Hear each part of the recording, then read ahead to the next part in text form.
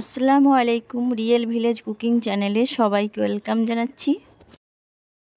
রমজান মাসে ইফতারে snacks recipe বানিয়ে দেখাবো, যেটা খুবই সহজ আর খেতে খুবই সুস্বাদু। এখানে আমি নিয়ে নিয়েছি পালং শাক, পেঁয়াজ, একটা কাঁচা লঙ্কা, ধনেপাতা। আমি এইগুলোকে কুচি করে নেব। এরকম ছোট ছোট করে কুচি করে নিয়েছি, ভালো করে ধুয়ে পরিষ্কার করে নিয়েছি। এবার একটা কড়াই নিয়ে নিলাম। কড়াইটা আমি গ্যাসের ফ্লেমটা লো টু মিডিয়ামে রেখেছি। 2 টেবিল চামচ সরষের তেল দিয়ে দিয়েছি। সরষের তেলটা যখন ভালোভাবে গরম হয়ে আসবে, এর মধ্যে আমি দিয়ে দেবো পেঁয়াজ কুচি। পেঁয়াজটা একটু নাড়াচাড়া করে নেব ভালোভাবে। কিছুক্ষণ নাড়াচাড়া করে হালকা যখন কালারটা চেঞ্জ হয়ে আসবে, সেই পর্যন্ত আমি নাড়াচাড়া করে নেব।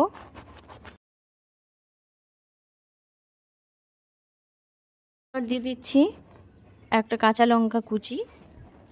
আমি সরু সরু করে কুচি করে নিয়েছি। আবারও কিছুক্ষণ নাড়াচাড়া করে আমি এবার দিয়ে দেবো কুচি করে রাখা পালং শাক এবং ধনেপাতা কুচি দিয়ে দেবো। সব কিছুকে ভালোভাবে নাড়াচাড়া করে মিশিয়ে নিতে হবে। খুবই হেলদি একটা রেসিপি বানিয়ে দেখাবো, স্কিপ না করে পুরো ভিডিওটা দেখতে থাকুন, খুবই ভালো লাগবে। এখানে আমি 1/2 চামচ পরিমাণ লবণ দিয়ে দিয়েছি। লবণ দিয়ে আবারও ভালোভাবে নাড়াচাড়া করে নিয়েছি। এবার দিয়ে দিচ্ছি সামান্য পরিমাণে লাল লঙ্কা গুঁড়ো। আপনারা চাইলে এটা স্কিপ করতে পারেন, যদি বাচ্চারা খায় সেখানে আপনারা লাল লঙ্কা গুঁড়োটা স্কিপ করে যাবেন। খুব ভালোভাবে মিশিয়ে নেব। যখন এই জলটা যখন শুকিয়ে যাবে, একটু ভাজা ভাজা মতো হয়ে আসবে, তখন আমি গ্যাসের ফ্লেমটা অফ করে দেব। এই দেখুন এখানে আমার হয়ে গেছে, এটা রেডি। এক সাইডে রেখে দিচ্ছি। এখানে একটা বোলের মধ্যে নিয়ে নিয়েছি বয়েল করা আলুগুলোকে ম্যাশ করে নিচ্ছি। খুব ভালোভাবে ম্যাশ করে নিতে হবে। এখানে দিয়ে দিচ্ছি গোলমরিচের গুঁড়ো এবং লবণ। আবারও খুব ভালোভাবে মিশিয়ে নেব। খুব ভালোভাবে মিশিয়ে নিতে হবে। এখানে আপনারা চাইলে লাল লঙ্কা গুঁড়ো অ্যাড করতে পারেন, যে যেমন ঝাল খেতে পছন্দ করেন। আমি এখানে দিয়ে দেবো 1/2 বাটি পরিমাণে ময়দার পরিবর্তে আপনারা কর্নফ্লাওয়ার ব্যবহার করতে পারেন। ময়দা দিয়ে খুব ভালোভাবে আলুর সঙ্গে মিশিয়ে নিতে হবে, যেন খুব ভালোভাবে একটা শক্ত ডোয়ের মতো তৈরি হয়।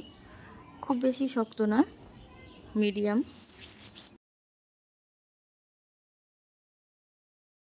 আটাটাও খুব ভালোভাবে মিশিয়ে নিয়েছি। এবার সামান্য করে নিয়ে হাতে তালুর মধ্যে দিয়ে একটু গোল করে নিচ্ছি। এইভাবে চ্যাপটা করে নিতে হবে। এবার আমি যে পুরটা বানিয়ে রেখেছি পালং শাকের, সেই পুরটা সামান্য দিয়ে দেব 1 চামচ পরিমাণ। 1 চামচ পরিমাণ দিয়ে এটাকে ভালোভাবে ফোল্ড করে নেব। এইভাবে আঙুলের সাহায্যে ভালোভাবে ফোল্ড করে নিতে হবে। এখানে হাতে যদি লেগে যায় বা চ্যাটচেটে লাগে, সেখানে আপনারা হাতের মধ্যে সামান্য তেল বুলিয়ে নেবেন বা জল নিয়ে নিলেও এটা ঠিক হয়ে যাবে। এবার হাতের মধ্যে নিয়ে এই রকম করে আঙুলের সাহায্যে একটু চ্যাপটা মতো করে নিতে হবে। এইভাবে একটু সেট করে নিচ্ছি। ঠিক একইভাবে আমি সব কটা বানিয়ে নেব। একইভাবে সব কটা আমি বানিয়ে নিয়েছি। এবার আমি নিয়ে নিচ্ছি ব্রেডক্রাম্বস। আমি একে একে করে নেব আর ব্রেডক্রাম্বসের মধ্যে ভালোভাবে উল্টে পাল্টে মিশিয়ে নেব। এটা খুব আলতোভাবে করতে হবে, 2 সাইডটাই খুব ভালোভাবে মিশিয়ে নিতে হবে।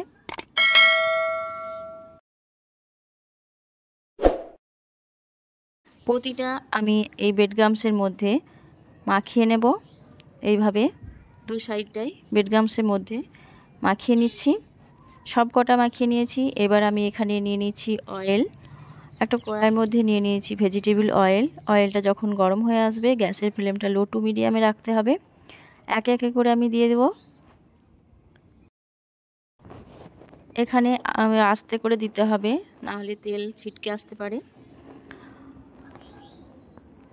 আমি সবগুলো একই সঙ্গে দিয়ে দিচ্ছি।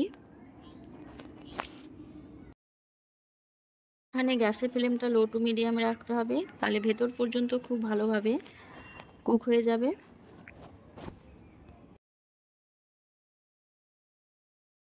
এক সাইডটা হয়ে গেলে আমি অপর সাইডটা উল্টে দেব। এই দেখুন কালারটা খুব সুন্দরভাবে চেঞ্জ হয়ে আসছে।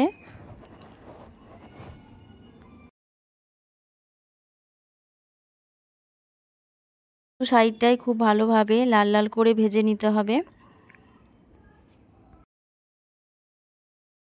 বানাতে বেশি টাইম লাগে না, খুব অল্প সময়ের মধ্যেই বানানো হয়ে যায়। দু সাইডটাই খুব ভালোভাবে হয়ে গেছে। এবার আমি একে একে করে তেল ঝরিয়ে তুলে নেব।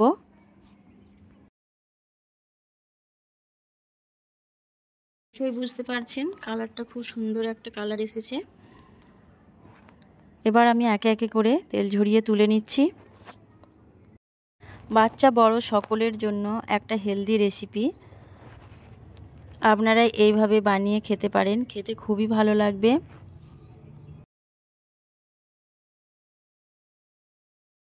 প্রতিটা তেল ঝরিয়ে তুলে নিয়েছি, একটা প্লেটের মধ্যে নিয়ে নিচ্ছি।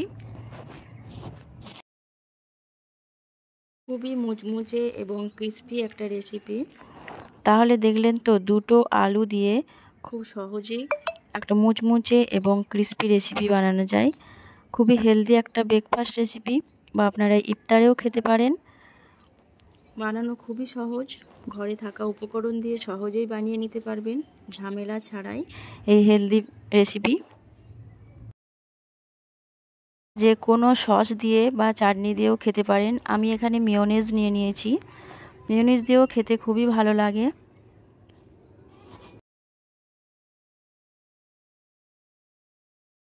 আমি একটা কেটে দেখাচ্ছি যে ভেতরটা খুব ভালোভাবে হয়ে গেছে।